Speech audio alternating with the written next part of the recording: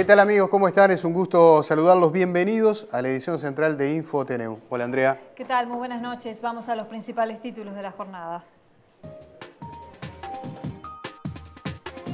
El presidente José Mujica planteó a las familias uruguayas la posibilidad de albergar niños sirios afectados por el conflicto bélico. El mandatario se preguntó si como sociedad podemos ser capaces de intentar socorrer a los niños ahí abandonados. El precandidato nacionalista Jorge Larrañaga presentó una batería de 60 medidas para combatir el delito. Una de ellas es la implementación de un botón de alerta en los hogares que permite, en caso de emergencias, avisar a la policía. El canciller Luis Almagro dijo en el Parlamento que los presos de Guantánamo que no reúnan los requisitos para ser refugiados podrían ingresar como inmigrantes comunes. Tabaré Vázquez y Pedro Bordaberry lideran en sus respectivos partidos de cara a las internas, según la encuesta de la empresa Factum. Entre los blancos es donde hay más paridad. En Estados Unidos aumentan los muertos y hay 62 millones de personas en alerta por tornados y tormentas severas. A los 71 años falleció hoy de un paro cardíaco la actriz argentina Norma Pons. Gerardo Peluso dijo que él no renunció como técnico de Nacional y que puso su cargo a disposición esperando apoyo de los directivos. A esta hora Defensor Sporting juega ante The Strongest, un partido clave para continuar en la Copa Libertadores. En la mirada política, el historiador Gerardo Caetano analiza el resultado de las encuestas y la interna Frente Amplista.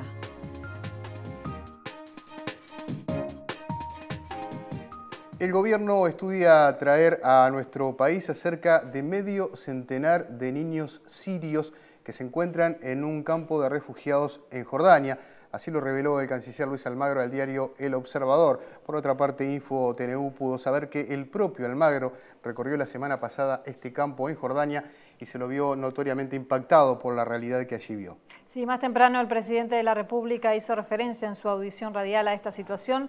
Llamó a las familias uruguayas a adoptar niños sirios como práctica de solidaridad. En su audición el presidente dijo que quería realizar una consulta a su pueblo y preguntó: todos vemos televisión por todas partes y una cosa de las que realmente impacta es la cantidad de gurises abandonados que están en esos campos de refugiados en derredor a Siria. No podremos hacernos cargo como sociedad, no tendremos voluntad de recoger algunos puñados de esos gurises, ofrecerle al mundo una mano, que no significa coartarle identidad o tener hijos robados del dolor, sino sencillamente una práctica familiar de la solidaridad. ¿No valdrá la pena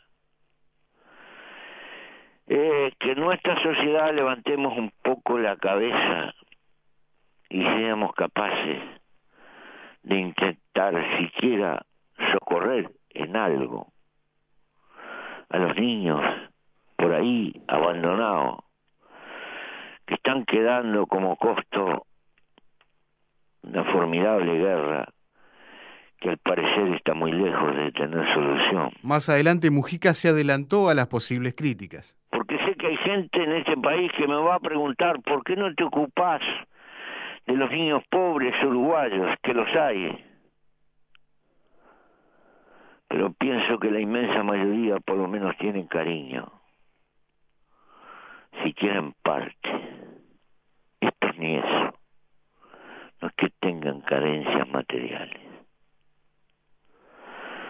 A lo mejor estoy equivocado, o a lo mejor el alma de mi pueblo está ahogada por la sociedad de consumo, por los intereses.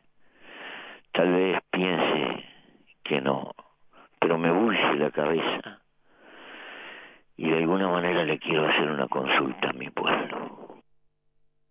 El Comité contra la Tortura de Naciones Unidas dio a conocer que Uruguay es el segundo país latinoamericano con mayor proporción de víctimas de violencia doméstica. Por otra parte, el comité solicitará información al Estado uruguayo sobre la propuesta de someter a referéndum la baja de la edad de imputabilidad que promueven algunos sectores.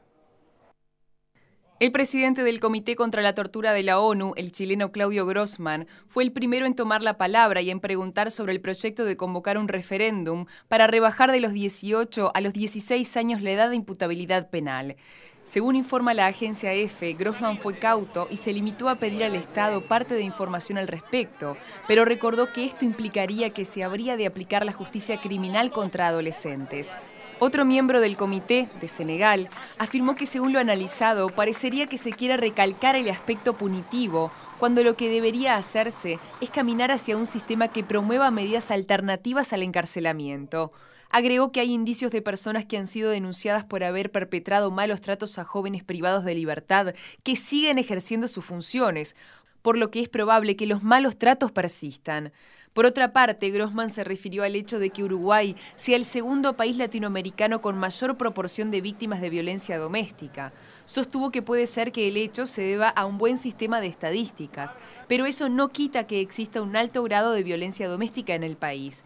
El presidente del comité consultó sobre qué medios existen para que los menores víctimas de violencia doméstica puedan acceder a hogares de acogida.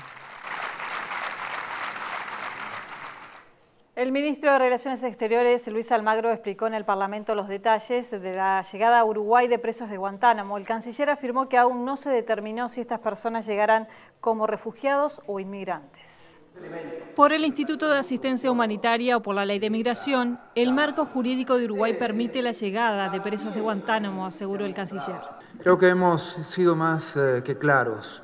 Hemos sido absolutamente claros en cuanto a las opciones jurídicas que dispone el país por delante. Almagro explicó que el Ministerio del Interior, junto con organizaciones internacionales, trabajaron en la búsqueda de antecedentes de estas personas para definir los criterios de calificación. Estos criterios de calificación de las personas nos dicen que las mismas no revisten riesgo mínimo. Además, el secretario de Estado afirmó que no existe un acuerdo con Estados Unidos, sino que fue Uruguay que puso las condiciones. No tenemos un acuerdo con Estados Unidos, tenemos un intercambio de comunicaciones en las cuales hemos puesto condiciones nosotros. Y en este intercambio Uruguay defendió su soberanía. Uruguay como un país que tiene la fortaleza, la integridad como para en estos temas hacer planteos a la primera potencia del mundo. Almagro insistió en que la cárcel de Guantánamo debería cerrarse. Vamos a seguir condenando Guantánamo mientras Guantánamo exista. Vamos a ser duros y explícitos al respecto. No nos vamos a guardar nada en ninguno de estos temas. Lo hemos señalado si tuviéramos fuerza, si tuviéramos recursos. Por su parte, la oposición cuestionó la forma en que el gobierno tomó esta decisión. Me parece que en esto hubiera correspondido, francamente, llamar a los partidos de la oposición, conversar discretamente con ellos, enterarlos de lo que se trataba, recabar su opinión. Y después haría el gobierno lo que entendiera que tenía que hacer. Pero creo que esa era la vía para que los partidos de la oposición nos enterásemos de esta cuestión. El senador Colorado criticó que el canciller haya dicho que se trata de una cuestión humanitaria. Yo no creo que acá lo que está en consideración sea una medida humanitaria y que lo que estamos discutiendo es si la tomamos o no. No es eso, es una cuestión política, esto es otra cosa. El convocante e interpelante fue el senador blanco Sergio Abreu, quien al iniciar la sesión presentó sus dudas. Dudas sobre el régimen jurídico, bajo los que serán recibidos los expresos de Guantánamo que llegan a Uruguay. Dudas sobre si el gobierno norteamericano pretende que esas personas sean vigiladas en nuestro país o tengan restricciones de alguna naturaleza a su libertad de desplazamiento dentro y fuera del Uruguay. Y fundamentalmente, señor presidente, el nivel de riesgo que ello representa y sus vínculos con la organización terrorista Al-Qaeda u otras organizaciones terroristas de similar orientación. Y al final, Abreu sacó su conclusión. Esto no ha quedado claramente definido, que tenemos más dudas con las que llegamos, pero que además el Parlamento en su momento va a tener que tomar su decisión, porque todavía encima estamos dependiendo de lo que pueda hacer el Congreso de los Estados Unidos. Y si dependemos del Congreso de los Estados Unidos, bueno, ya estamos entonces dependiendo de una bilateralidad y esto tiene que ser por ley. Por unanimidad, la Asamblea de ADEOM Montevideo decidió presentar denuncia penal contra la Intendencia Municipal de Montevideo por la muerte de un operario en la usina 3 el pasado viernes. La abogada de ADEOM, María de la Fuente, dijo a Info TNU que la justicia será la que determine quiénes son los jerarcas eventualmente responsables y también qué figuras delictivas se aplicarían en este caso. Hoy votamos por unanimidad el tema de hacer la denuncia penal porque entendemos que corresponde la investigación para garantías de todos, de la familia, del resto de los trabajadores y de su seguridad, del sindicato y de la propia Intendencia. ¿La denuncia es contra? La denuncia no ha venido, hablamos por teléfono con la abogada y va a ser la denuncia contra la Intendencia. A partir de marzo que la ley se aprobó, la ley de responsabilidad penal, ADEOM no presentó una denuncia penal contra la inseguridad que pudiera haber habido en Usina 3 específicamente. Nosotros lo que estamos haciendo con los compañeros del sector es tener reuniones permanentes con la Intendencia y los directores de limpieza. ADEOM no la hizo porque en realidad si tuviéramos que hacer una denuncia penal, tenemos que hacer una denuncia penal, hacer un relevamiento primero de todos los servicios que están en malas condiciones y hacer la denuncia penal por todos los servicios que existen en malas condiciones y no tienen los elementos de seguridad. ¿Y para ustedes eso no cree que es tarea del sindicato? Y es tarea del sindicato, no hemos tenido tiempo de hacer el relevamiento. La Intendencia informó que al fallecer el médico tratante del CASMU extendió el certificado de defunción del trabajador, estableciendo que la causa básica de la muerte fue por una patología vascular que, de acuerdo a su historial médico, era preexistente. Si para el sindicato el compañero se cayó porque no se pudo agarrar, pegó contra una pared la cabeza, quedó con la cabeza clavada, aspiró durante 16 minutos, aspiró grasa, aceite, líquidos, de todo, y todavía dicen que no se ahogó. Pero usted entonces no confía en el certificado médico que indica que no hubo muerte violenta y no dio participación en forense, por eso. Nosotros vamos a esperar la determinación judicial. Y sobre este mismo asunto, el ministro de Trabajo, José Bayardi, dijo que a su entender la muerte del trabajador en la usina 3 de limpieza de Camino Corrales no aplica en la Ley de Responsabilidad Penal Empresarial. El secretario de Estado, que participó como legislador en la discusión y elaboración de la norma, explicó que para que este caso aplicarían estas normas del Código Penal porque se trata de un hecho consumado. La ley recientemente aprobada, según señaló, habla del delito de peligro, es decir, cuando se constata que no hay implementos de seguridad previo al accidente. Bayardi confirmó además que la Inspección General del Trabajo le elevará en las próximas horas el informe definitivo sobre lo sucedido y las condiciones de seguridad laboral en la usina 3.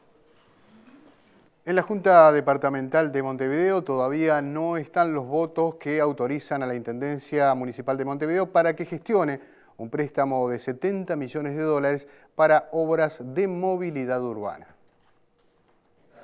La votación se realizará en sesión extraordinaria del Legislativo Comunal este miércoles. Hasta ahora solo se cuenta con las voluntades de los ediles oficialistas, por lo que estarían faltando 4 votos para su aprobación. Los argumentos de la oposición para no acompañar la propuesta se basan en la experiencia del corredor Garzón. La Intendencia de Montevideo recauda más de 600 millones de dólares al año. La Intendencia de Montevideo perfectamente puede hacer obras con fondos propios.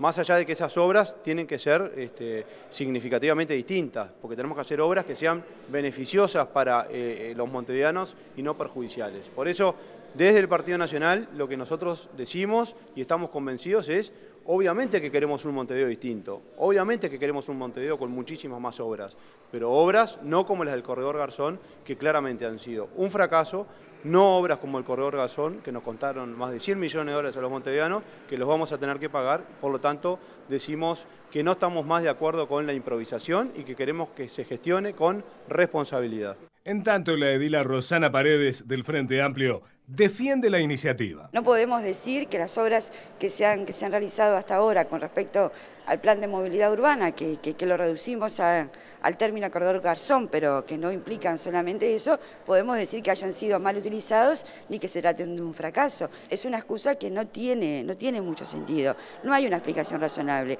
Esperemos que mañana en el plenario, si la oposición persiste en su negativa, estén dadas las razones, que espero que tengan real contundencia, porque la explicación hay que dársela a los vecinos, a la gente.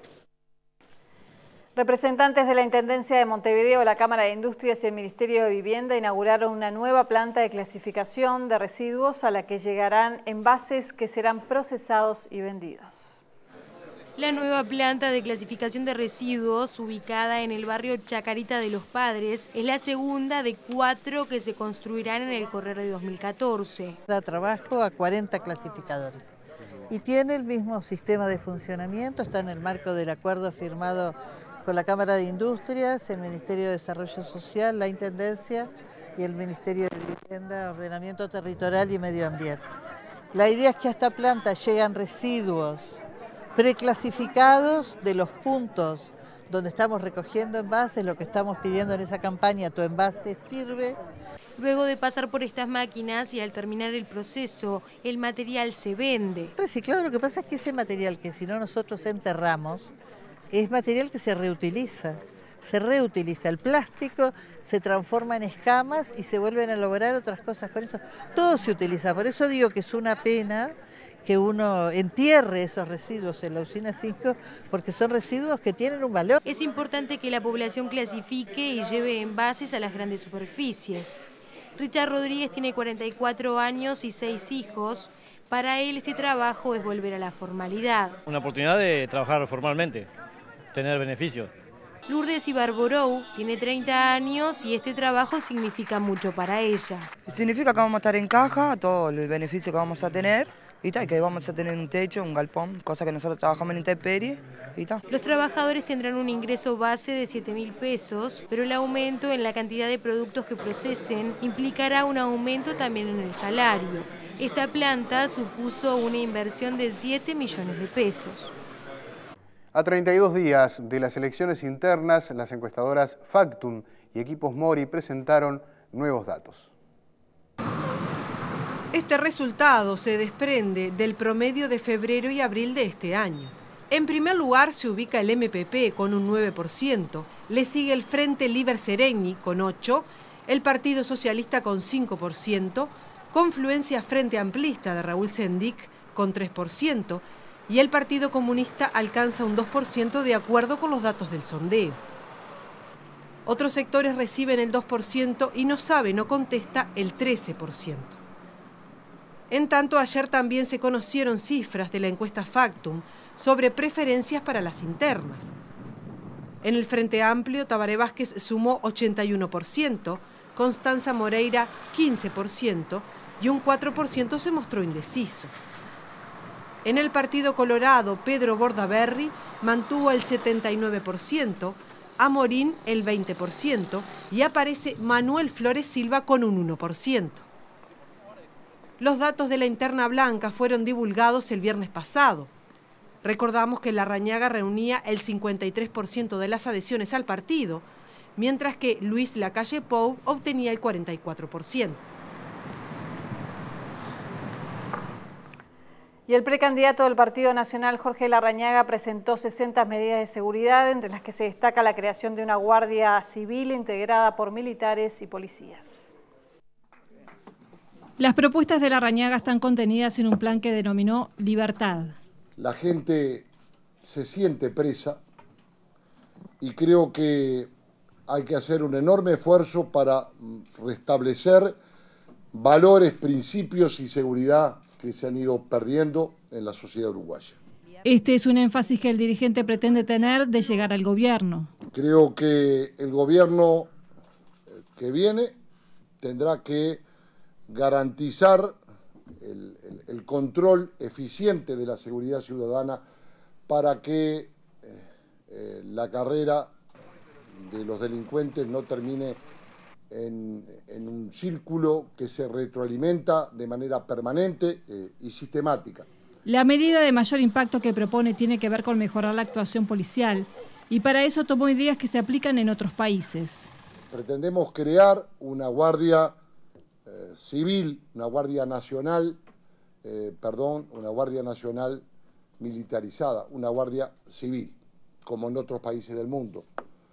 Como funcionan los carabineros en Italia, en Chile, en Portugal, en España. Esta guardia trabajaría de manera coordinada con el Ministerio del Interior, pero dependerá del Ministerio de Defensa. De lo que se trata es del traspaso de soldados del Ministerio de Defensa a esa Guardia Nacional militarizada. Además, hay medidas para mejorar la situación carcelaria. Si tenemos una reincidencia del 60%, de cada 10 presos que recuperan la libertad, 6 vuelven a delinquir, tenemos un problema gravísimo. Y la atención a los adolescentes infractores. Duplicar el tope máximo de las penas a los menores infractores, hoy fijados en 5 años, de acuerdo al Código de la Niñez y de la Adolescencia. Sobre el final de la presentación, Larrañaga explicó por qué presenta estas medidas. Estamos en una situación de emergencia en materia de seguridad y cuando se está en una situación de emergencia, el país, la sociedad tiene que reaccionar con impacto, con políticas de impacto, con políticas de shock, con políticas que puedan tener una respuesta, porque estamos ante situaciones que son irreversibles. Y enfatizó en cuál debería ser la actuación. Decimos con toda claridad, que en este tema vamos a aplicar mano dura, mano justa, mano inteligente, con honestidad en todo lo que pueda significar la defensa de la gente. Se presentó anoche un acuerdo político entre diferentes sectores frente amplistas que, entre otros objetivos, busca lograr mayorías parlamentarias. De este nuevo agrupamiento forman parte del Espacio 609, el Partido Comunista, el Frente de Izquierda de Liberación, Compromiso Frente Amplista y la Corriente de Acción y Pensamiento Libertad. Todos los oradores en el acto reivindicaron esta iniciativa como un espacio de trabajo conjunto en procura de favorecer las chances de un tercer gobierno del Frente Amplio con mayorías parlamentarias. Como un acuerdo político, como un acuerdo programático, con énfasis que llevamos al Congreso, como un acuerdo también que esperamos que se consolide desde el punto de vista electoral a futuro y que nos permita en el futuro gobierno respaldar a nuestro presidente Tabaré Vázquez, respaldar la gestión de gobierno y desarrollar fuertemente los compromisos que tenemos con la sociedad. Este Frente Amplio nos precisa a todos. Y que no hay ninguna victoria ni ningún avance de ningún sector si el proyecto político, el único proyecto político a favor de la gente, de todo el pueblo uruguayo, pero en especial de los desposeídos, de los que todavía no tienen lo que tienen que tener, de los que aún le falta casa, comida suficiente, salario como el que deben tenerse, no logra continuarse. Todo lo demás, compañero, es cambio chico. Y acá, bien decía el ratón, hay un solo polo que se contrapone a este polo que es el Frente Amplio. Es el polo de la derecha. Es el polo que nos quiere retrotraer a cuando había 330.000 uruguayos que no comían todos los días. Eso lo vamos a evitar. Eso aquí en el Uruguay no va a pasar. También le damos al Frente Amplio esta plataforma de unidad, que es lo que en realidad estamos haciendo, para aportar nuestro granito de arena hacia ese triunfo. Acá nadie se salva solo. Ningún grupo del Frente Amplio puede tener el pensamiento de decir yo puedo solo. No, no, no. O somos todos o no somos nada. El tradicional asado que el presidente José Mujica realiza los 1 de mayo en el conocido Quincho de Varela, en el Rincón del Cerro, motivó una polémica en la interna del PIT-CNT. En las últimas horas trascendió que el secretariado de la Central Obrera recomendó a sus dirigentes no participar de esta reunión. El dirigente Richard Reed dijo a InfoTNU que el año pasado algunas figuras de la central sindical dejaron el acto del Día de los Trabajadores para ir al encuentro. Citó el caso de Marcelo Abdala, quien según él se bajó del estrado y se fue. Tras el cruce de declaraciones, un comunicado del PIT-CNT aclaró que la dirección no puede prohibir a dirigentes participar de una actividad de carácter social. En el encuentro en el Quincho, los anfitriones son el presidente Mujica y su esposa, la senadora Lucía Topolansky. Además, invita a empresarios de alto perfil, personal diplomático y dirigentes políticos. En otros temas, más cámaras de seguridad serán instaladas en el centro de Montevideo, según se determinó en la sesión del Consejo de Ministros. La intención es cubrir desde Ciudad Vieja hasta el Monumento al Gaucho. Hacia el norte, el límite será la calle Mercedes y hacia el sur, la calle Soriano. Homero Guerrero, secretario de la Presidencia, señaló que la instalación de estos dispositivos en la Ciudad Vieja permitió reducir la delincuencia en esa zona. La siguiente etapa será instalar cámaras similares en los barrios Unión y Paso Molino. Por otra parte, Guerrero anunció que a solicitud de los vecinos de Santa Catalina se instalará un destacamento en la zona. La Suprema Corte de Justicia rechazó por unanimidad un recurso de revocación por el caso del militante del Frente Amplio Aldo Perrini, muerto en Carmelo en 1974. La defensa del militar Pedro Barneix interpuso en diciembre un recurso contra el Tribunal de Apelaciones de primer turno que ya había sostenido que el caso no prescribió. Ahora la Suprema Corte dio vía libre para que los ministros de ese tribunal continúen entendiendo en esta causa.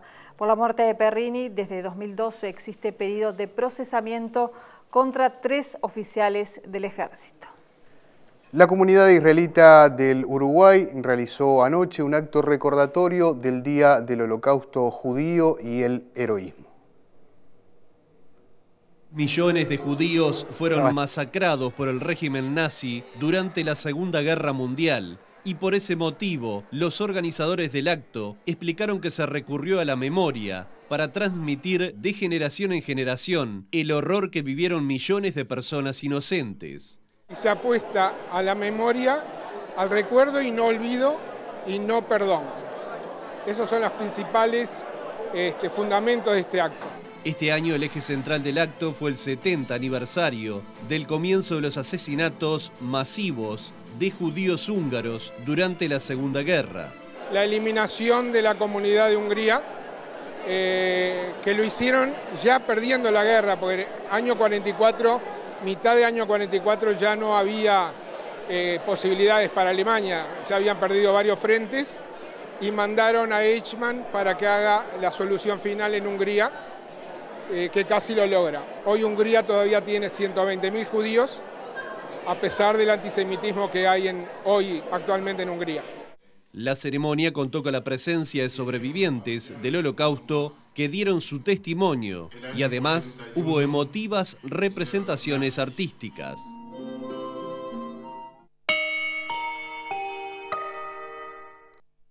Mañana se celebra el Día del Trabajador Rural. El gobierno realizó la presentación de la guía sobre derechos que tienen los asalariados del campo.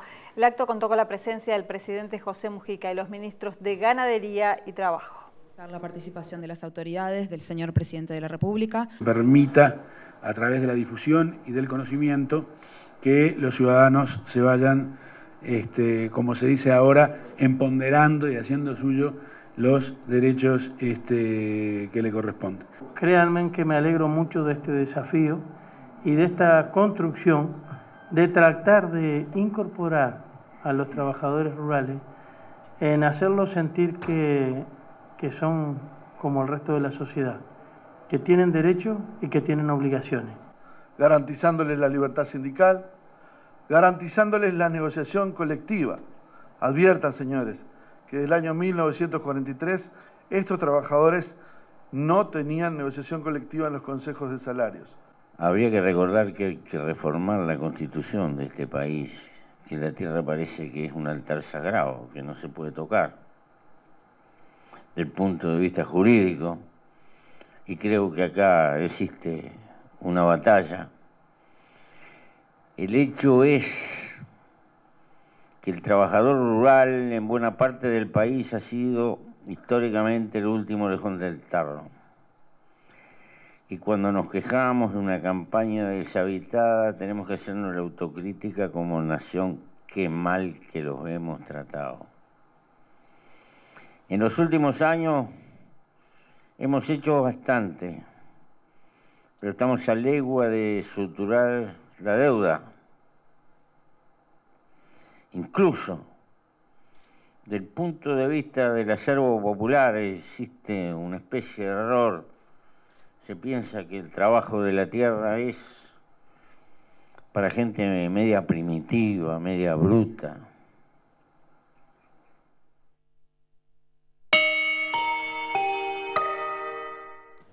El Ministerio de Economía negocia con la Cámara de Industria para renovar el acuerdo de precios que vence el mes que viene. Recordemos que se trata de una medida propuesta por el Ejecutivo para contener la inflación. La intención del gobierno es aplazar el acuerdo de precios con supermercados más allá del 31 de mayo. El presidente de la Cámara de Industrias, Javier Carrau, se reunió con el ministro de Economía, Mario Vergara, y el director de la Asesoría Macroeconómica, Andrés Mazoyer, en ese sentido. Carrau dijo a InfoTNU que la Cámara trasladó su disconformidad por no haber sido tenida en cuenta en las reuniones anteriores con supermercadistas e importadores. No fuimos invitados a participar, siendo la industria el que pone el aporte mayor en este tipo de casos, porque el esfuerzo mayor lo tenemos que hacer manteniendo los precios y por supuesto las grandes superficies y los almacenes, así como los importadores dijeron si los precios se mantienen nosotros mantenemos los precios, pero ahí no hay un gran esfuerzo, el gran esfuerzo está en mantener los precios en el sector productivo industrial. Carrau concluyó que se fijó una nueva reunión a mediados de mayo para establecer una lista de algunos productos que se puedan mantener al mismo precio. Montevideo y Río de Janeiro volverán a estar unidas por un vuelo directo de la empresa LATAM. Hoy se realizó el lanzamiento de esta ruta y se suman las frecuencias de esta aerolínea con San Pablo y Santiago de Chile. La aerolínea LATAM, los ministerios de Turismo y Transporte, junto a autoridades del aeropuerto de Carrasco, lanzaron el incremento de frecuencias entre Montevideo, San Pablo y Santiago de Chile, al tiempo que se retomó la ruta directa con Río de Janeiro.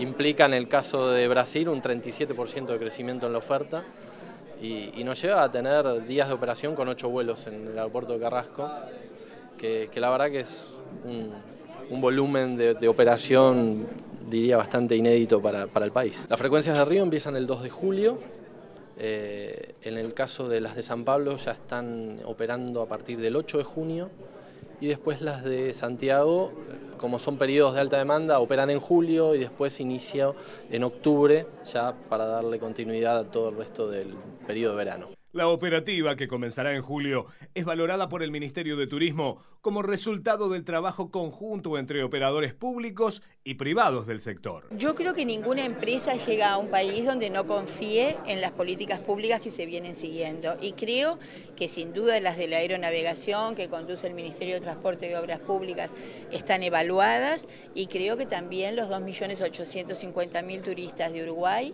es 1 millón de turistas más que lo que teníamos hace un año, más allá de las dificultades regionales, porque vuelvo a decir una vez más, muchas veces se dice que los éxitos están unidos al viento de cola que ha tenido este país. En el turismo han sido todas dificultades, bloqueo de puentes, medidas especiales, bueno, sin duda el cierre de algunas aerolíneas y sin embargo tenemos 1 millón de turistas más. Eso tiene que ver con una buena tarea del sector privado y yo creo que con una mirada estratégica desde el Ministerio de Turismo de hacia dónde va el Uruguay en este tema.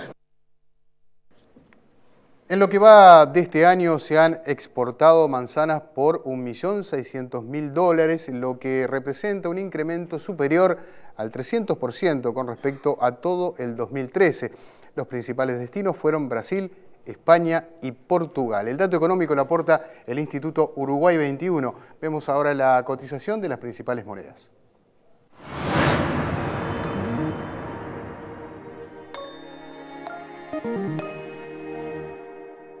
El dólar cotiza a 22 pesos con 70 en la compra, 23,20 en la venta. Dólar interbancario 23,003. Peso argentino 1,80-2,80. Real 9,35-10,85. Euro 31,15-32,25. Compra y venta respectivamente. La unidad indexada cotiza a 2,8492.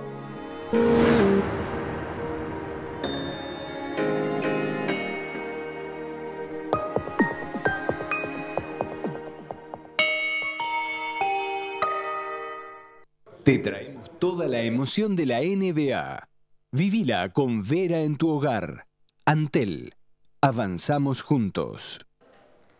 Estados Unidos sigue afectado por tornados que, combinados con tormentas, provocaron la muerte de cerca de 30 personas. La ola de tornados que ha afectado a la región central de los Estados Unidos ha dejado cerca de 30 muertos en los estados de Arkansas, Oklahoma, Iowa, Mississippi y Alabama, mientras que los equipos de rescate continúan buscando sobrevivientes. Los residentes en el sur y este del país esperaban aún malas condiciones del tiempo.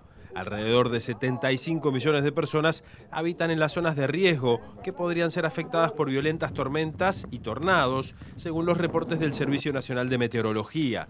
Estados Unidos es el país que sufre la mayor cantidad de tornados en el mundo, con una media de 1.200 por año.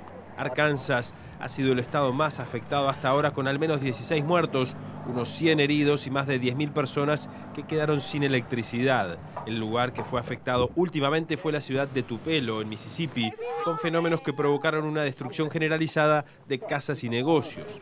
El estado de Kentucky también ha sufrido cortes en el suministro eléctrico que afectan a miles de personas, al igual que Mississippi. Campesinos de Colombia realizan un paro nacional a menos de un mes de las próximas elecciones nacionales, a realizarse el próximo 25 de mayo. Ampliamos esta y otras noticias. A menos de un mes de las elecciones en las que el presidente colombiano Juan Manuel Santos busca renovar su mandato, afronta un nuevo paro agrario que se teme sea aún más grande que el ocurrido en 2013 y que paralizó las principales vías del país. Campesinos que realizaban la protesta en la capital Bogotá contra supuestos incumplimientos del gobierno en la entrega de subsidios y apoyos fueron acompañados por estudiantes y en ese contexto chocaron con la policía antimotines. Este martes se retomaron las negociaciones en el marco de una protesta que se produjo tras el fracaso de varias reuniones previas entre representantes de los campesinos y miembros del gobierno. En Siria, cerca de 15 personas murieron y más de 80 resultaron heridas, según cifras preliminares, en un ataque con proyectiles en un instituto técnico de educación en la capital, Damasco. El ataque se produjo un día después de que el presidente Bashar al-Assad se nominara a sí mismo para reelegirse como mandatario, a pesar de los intentos para que deje el poder y permita una solución política para la guerra civil en el país, según recuerda la BBC. Mientras esto sucedía en la capital, en la ciudad de Homs, una serie de explosiones mató a cerca de 40 personas. En Venezuela, el dirigente oficialista Eliezer Otaiza fue asesinado de varios disparos en el estado central de Miranda. Otaiza era presidente del Consejo Municipal de Caracas y la fiscal general Luisa Ortegas dijo en un mensaje en Twitter que se designó especialmente un fiscal para investigar la muerte del dirigente. En tanto, el presidente Nicolás Maduro ordenó que la investigación sea completa y a fondo y habló de la extraña circunstancia en la que apareció asesinado. Los medios de comunicación de Venezuela recuerdan que Otaiza fue uno de los oficiales que participó en el fallido golpe del 27 de noviembre de 1992, 9 meses después del intento que realizó el fallecido expresidente Hugo Chávez cuando era teniente coronel del ejército. Asesinado el concejal presidente del Consejo Municipal.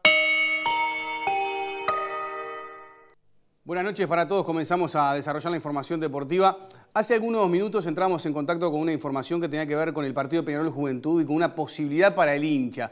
En algunos portales importantes de nuestro país aparecía la noticia que, presentando el talón de la entrada del clásico, el hincha de Peñarol, y haciendo una seña así, con la mano, podía ingresar gratis al partido con Juventud. Fue algo bastante curioso. Empezamos a informarnos sobre el tema. Hablamos con el vicepresidente de Peñarol. Al principio nos comentó que no sabía nada del tema. Después se informó, nos llamó y nos dijo, me dijo, Martín, algo de cierto hay de esa noticia, tenés que hablar con la gente de marketing, pero lo cierto es que es cierta esa noticia que publicaron los portales, así que vamos a estar siguiendo de cerca la información. Nos parecía bastante rara la noticia, sobre todo teniendo en cuenta las reuniones de Peñarol Nacional, la Comisión información de seguridad, tratando de que el hincha no se tiente a la violencia, generar este tipo de situaciones después del partido clásico, por lo que puede repercutir en el hincha. Vamos a hablar de fútbol. Defensor está empatando la serie en el Francini.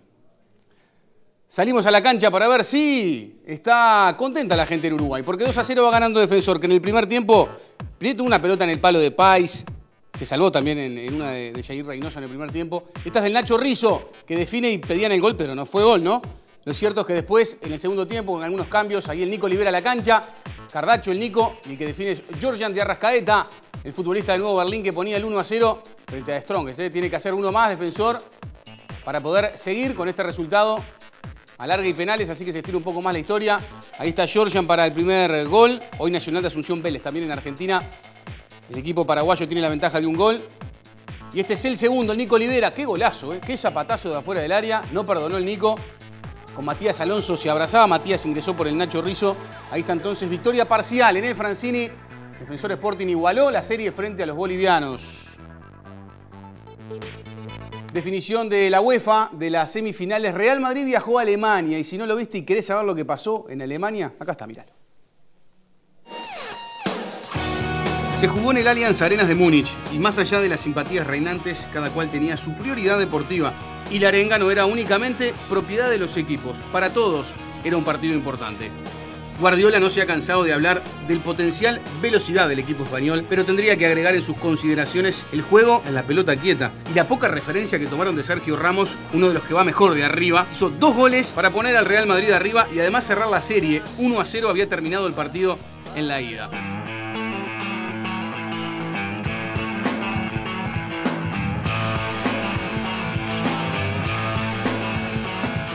Momento para referirse a la actuación de Cristiano Ronaldo. Cristiano se convirtió en Pichichi histórico de la Champions, llegando a 16 goles, superando el récord de Messi y de Van Nistelrooy. El holandés, el portugués celebró el 3-0 sumando con sus manos, con sus dedos los goles, los 15 goles. Luego marcó el cuarto y la fiesta fue total. En su partido 50 de la Champions marcó los goles 50 y 51 para él. Ya es el segundo máximo goleador madridista en la máxima competición continental, superando a Di Stéfano. Cristiano tiene solamente por delante a Raúl, que marcó con el Real Madrid 66 tantos en Champions.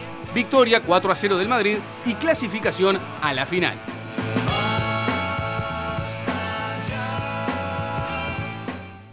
Asumió como entrenador de Nacional Álvaro Gutiérrez tras la salida de Gerardo Peluso. Futbolista histórico con Nacional, ¿no? Además tiene más de 50 partidos como jugador de la selección.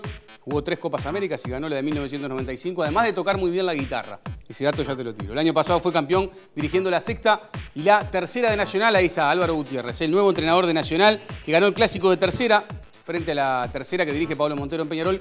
4-0 terminó el partido, así que la salida de Peluso y el interinato de Álvaro Gutiérrez y la oportunidad para ser técnico de Nacional. Vamos a hablar de básquet, de la tercera final. Se jugó la tercera y fue victoria de Malvin por 20. Qué diferencia, de 90-70 terminó. Un gran partido de Fittipaldo que apareció. Recuerdo en aquella primera final que hablaban de que Fittipaldo no había dado con la talla de este partido. Mira, hizo 26 puntos, 4 de 5 en triples. Newsom aportó 18 el viernes. Y el martes se juegan las próximas. De ganar Malvin las dos es el mejor de 7, ¿no? Se queda con el campeonato de la liga. Ahí está. La tercera final entonces fue para Malvin. A 45 días del Mundial, ustedes saben que Televisión Nacional de Uruguay va a hacer una cobertura especial del Mundial que arranca con un programa especial el 2 de junio y a 45 días empezamos a vivir el Mundial de Brasil 2014. En este caso, les vamos a contar que hay 3 entrenadores argentinos que van a estar en el Mundial. Sabela, dirigiendo la selección argentina. Arrancamos a contarles un poco la historia de estos 3 entrenadores argentinos. Muchos creen que Lionel Messi será quien levante la próxima Copa del Mundo. Otros esperan que no lo haga. Hay un fanatismo anti-Messi, pasiones típicas en este tipo de competencias. El contar con Messi en tu equipo supone el cuidar que no todo dependa y esté sujeto a su función o posibles recursos. La idea es que el grupo no desplace las responsabilidades colectivas hacia un único salvador. Lo de Messi fundamentalmente ha sido un crecimiento personal desde lo anímico, desde la madurez de él como persona. Obviamente uno cumple años, va madurando. La madurez le trae paz interior y creo de repente crear un clima propicio para que él se sienta feliz quizás puede ser diría yo, un punto importante. Bosnia, Irán y Nigeria integran el grupo de Argentina. El debut será en Río frente a Bosnia el 15 de junio. Desde el Mundial de Italia en 1990 que Argentina no se mete entre las 4 mejores. Fue segunda, perdió la final con Alemania en aquel Mundial. Lo que tenemos que plantearnos es estar llegar hasta el final, o sea, estar entre los 4 equipos, que vendría a ser lo que Argentina hace tiempo que no llega. Jugamos en el patio trasero, casi como que nos sentimos locales. Lo que pasa es que el patio trasero es del máximo ganador del fútbol mundial, pentacampeones. Y vamos a ser más visitantes que nunca. Entonces ese pensar que estamos cerca, que nos hace sentir un poco locales, es al revés, vamos a ser muy visitantes. Ahí estaba Sabela, que va a ser el técnico de la selección argentina, pero tenemos a Pekerman, que es el técnico de la selección de Colombia, Sampaoli, el técnico de la selección de Chile, los dos con historias particulares. Pekerman es el único de los 3 que fue entrenador ya en un mundial porque fue técnico de la selección argentina, pero por ejemplo en su historia Pekerman manejó un taxi antes de dedicarse al fútbol. Sampaoli trabajó en un banco. Vamos a hablar de las realidades de Colombia y de la selección de Chile. Así como sucede en Argentina con Lionel Messi, pasa algo parecido en Colombia con la tan esperada recuperación de Radamel Falcao. Cuando hablamos de la responsabilidad que un país puede sostener en una sola persona. Y en el fútbol parece inevitable, sucede en Uruguay con Suárez, se ha convertido en una necesidad de selección. Nosotros estamos siempre cerca de él, está trabajando muchísimo, está siguiendo su proceso natural de recuperación. El delantero actual del Mónaco, ex Atlético de Madrid y Porto, destacó el trabajo del argentino, quien logró después de más de 14 años regresar a la selección Colombia a un mundial de fútbol. Después de Francia en 1998, 7 estrategas nacionales fracasaron en el intento de llegar con Colombia a un mundial. No tenemos que obviar por ese deseo obsesivo que si no somos campeones no sirve. Colombia finalizó en la segunda posición de las eliminatorias sudamericanas. Hizo 2 puntos menos que la selección argentina. Integra el grupo C del Mundial de Brasil, junto con Grecia, Costa de Marfil y Japón. Debuta con Grecia en Belo Horizonte el 14 de junio. Vamos a hablar de la selección chilena, que clasificó tercera al Mundial de Brasil con 4 puntos menos que Argentina.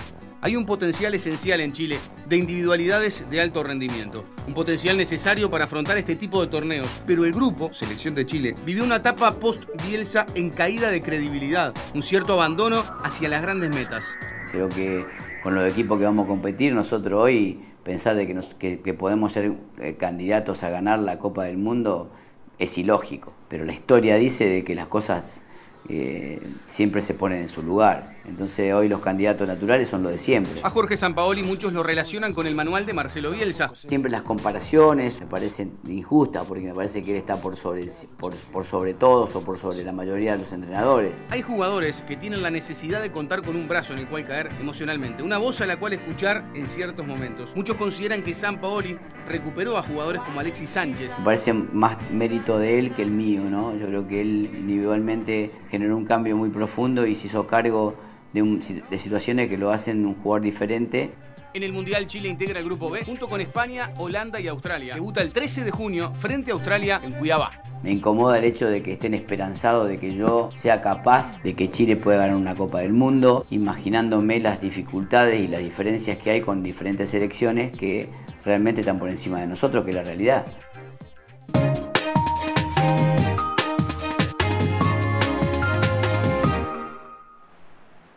Muy buenas noches y prácticamente a un mes de la interna del 1 de junio siguen apareciendo encuestas, en este caso 2 empresas, Factum y Equipos.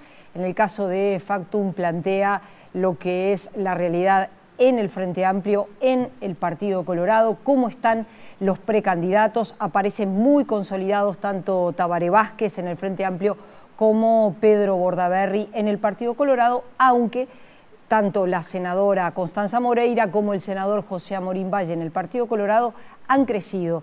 Y por ahí comenzamos y le damos las buenas noches a Gerardo Caetano. Buenas noches. Sí, la empresa Factum, que la semana pasada ya había anticipado unas encuestas muy recientes sobre la interna del Partido Nacional, recordemos 53 Larrañaga, 44 Luis Alberto Lacalle Pou, ya sin la candidatura de Abreu. Es la primera encuesta que de alguna manera incorpora la hipótesis del efecto Abreu. Hemos tenido en estos últimos días las dos encuestas sobre los dos partidos cuyas internas están resueltas. Pero, como dijimos, en las internas no solamente se resuelve el candidato único, también se resuelven, bueno, las cuantías. Y en ese sentido, bueno, como lo dijo en Masinfo la semana pasada, Amorín Valle está marcando bastante más de lo que se señalaba.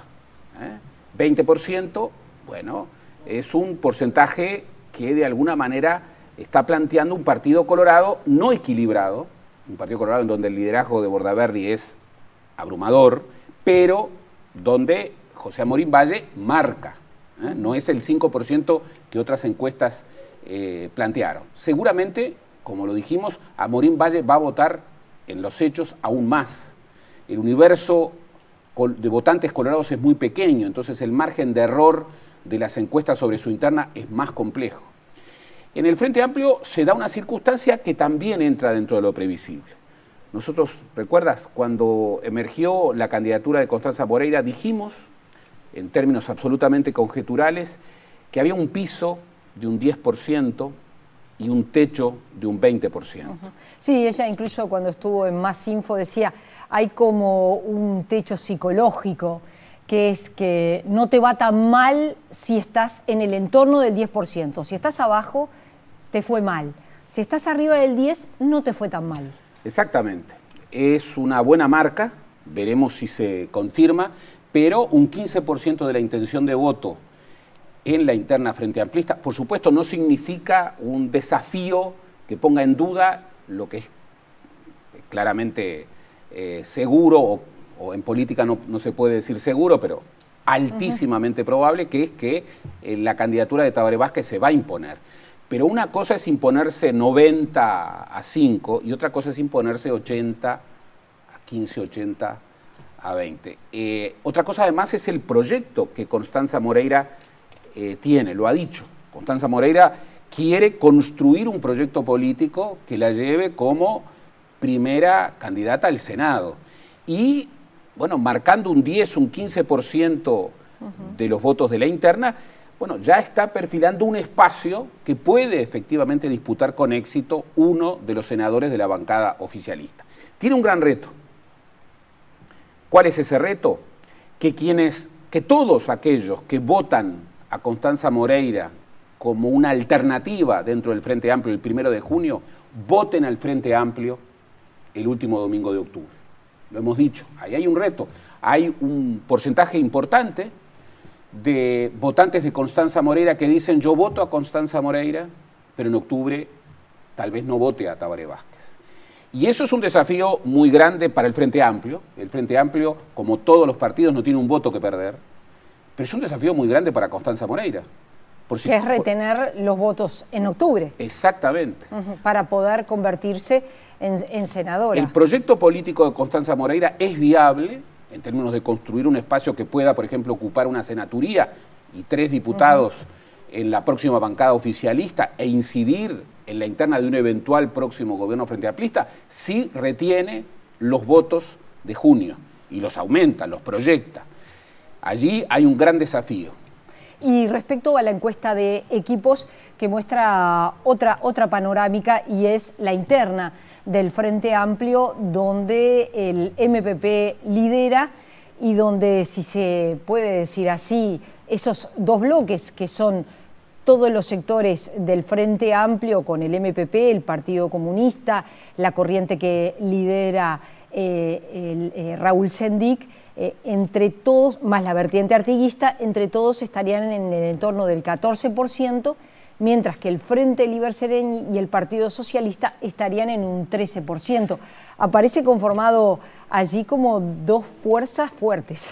Sí, recordemos que esta encuesta de Equipos Consultores le da al Frente Amplio una corriente de 43% y luego identifica cuánto de ese 43% la intención de voto del conjunto del electorado, intención de voto, se distribuye en todos los grupos. Y allí hay un escenario muy claro. Una cosa es un mapa próximo del Frente Amplio con 3 grandes espacios, más o menos autónomos, que algunos preveían, el Frente Liber Seregni, el Movimiento de Participación Popular y el Partido Socialista, y un espacio marginal del resto.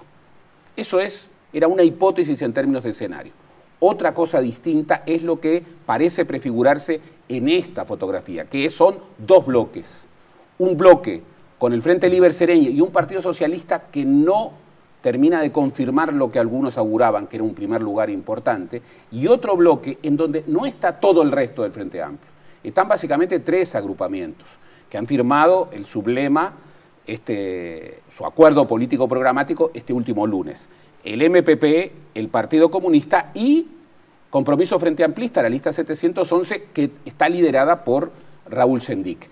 Fuera de esos dos grandes bloques que definirían la mayoría, la gran mayoría del Frente Amplio, estarían, todavía no se han definido, bueno, el Frente Unido, en donde la vertiente artiguista más la 5005 entraría o no entraría en este acuerdo, pero el lunes no estaba, y este espacio nuevo que conformaría Constanza Moreira, que por de pronto va a esperar la definición. Son dos mapas diferentes y muy importantes a la hora de la construcción, digamos, de la visión del Frente Amplio que viene en un eventual próximo gobierno.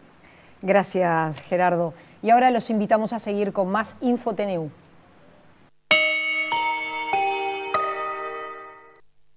Falleció hoy la actriz argentina Norma Pons, recordada entre otras cosas por su actuación humorística junto a Antonio Gasalla. Señora Norma Pons.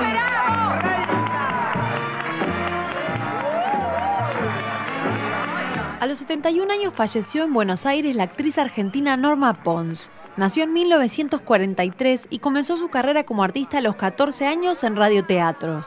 Y en los años 70, ella y su hermana Mimi Pons se convirtieron en dos de las principales estrellas de teatro de revista y el vodevil de la época. En la política son todos millonarios. ¿Y viste? Ay, Flor. La política es el mejor negocio del mundo, González. Es cierto. Pero cómo me hubiera gustado casarme con el hijo de un presidente. Bueno, a la edad que vos tenés te tendrías que haber casado con el hijo de Juan B. Justo. Años después trabajó en cine y series de televisión, hasta alcanzar la popularidad en el género humorístico de la mano de Antonio Gasalla, con quien trabajó durante 17 años. Fue entonces que dejó de ser una cara bonita para tener la admiración del público general por su gracioso histrionismo, participando luego en programas como Los Machos o Situación Límite. Obtuvo un premio Martín Fierro a Mejor Actriz Cómica en 1996 y 2 nominaciones posteriores. También la premiaron con un Cóndor de Plata y un premio Estrella de Mar. Se jactaba de ser la única vedeta argentina que no se hizo cirugías estéticas y decía que le había costado demasiado conseguir las arrugas que tenía y que no le pesaban. Una persona no sirve. Tiene que ser de otro perro. A pesar de sus 71 años, este año la enfrentaba a varios proyectos. Tenía una obra de teatro en cartel y participó de una parodia en el programa Bailando por un Sueño. De hecho, esa fue su última aparición en televisión la noche anterior a su fallecimiento. Este tú, ¿qué hace? Me pone tan nervioso. Hola, Mimi. ¿En serio? Este martes, sus colegas actores y comediantes la recordaron y despidieron con palabras elogiosas. Algunos de ellos reclamando que esta actriz mereció tener más homenajes en vida. No, ¿cómo que no? ¿Cómo que no? Si vos me lo ensuciaste al vestido, vos sabés que a mí me jode que me usen la ropa. Hoy se celebra el Día Internacional de la Danza. El Auditorio Nacional del Sodre abrió sus puertas y exhibió de forma gratuita al público ensayos del cuerpo de ballet. El Día Internacional de la Danza fue establecido por la UNESCO en 1982. En esa fecha, las compañías y escuelas de danza de todo el mundo organizan actividades dirigidas a una audiencia diferente a la habitual para acercar nuevo público a esta disciplina artística. Vemos ahora el pronóstico del tiempo de Nubel Cisneros.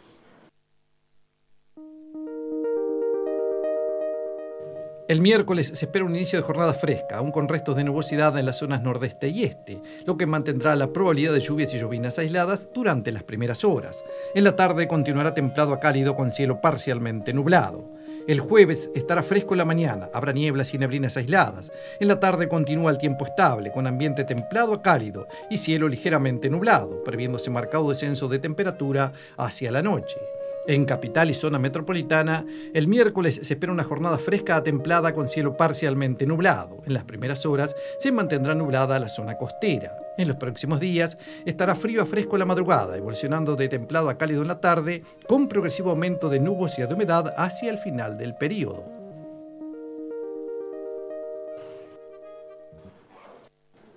Algunos datos para mañana, Andrea. Sí, para tener en cuenta, OCE está advirtiendo a través de un comunicado que mañana va a estar afectado el normal suministro de agua potable en los barrios Conciliación y Nuevo París entre las 9 y las 13 horas. En caso de lluvias se suspenden los trabajos programados. Nos vamos, ya viene la esposa ejemplar, reencuentro con las noticias como siempre, edición de cierre a la medianoche. Hasta mañana. Hasta mañana.